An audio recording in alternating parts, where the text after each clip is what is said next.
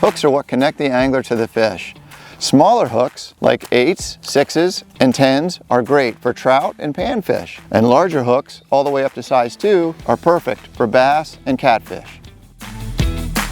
Weights are important because they can help you cast and help keep your bait at a certain depth location.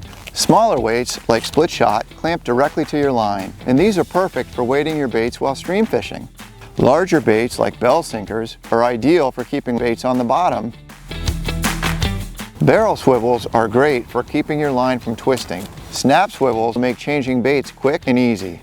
All I have to do is twist it off the swivel, and to put a new bait on, such as this topwater bait, I just thread it right onto the swivel and then snap it shut.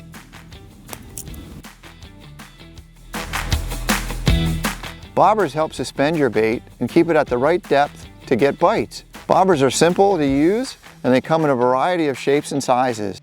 They're spring loaded. All you do is push down on the top and attach the line to the bottom of the bobber.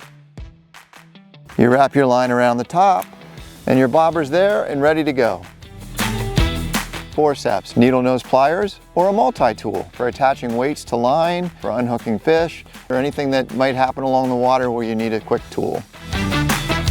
A ruler or a tape measure is another handy item. There are size restrictions on most species of fish. Sizes range from 7 inches to 12 inches to up to 40 inches. We want to make sure before we keep one that it's legal. Weighted baits like marabou jigs are great for fishing deeper in the water column. These are ideal for mimicking baitfish and crayfish, and if the fish are feeding on the surface, topwater lures such as this are perfect. Now that we know the basic items that should go in a beginner's tackle box, it's time to get out there and hit the water.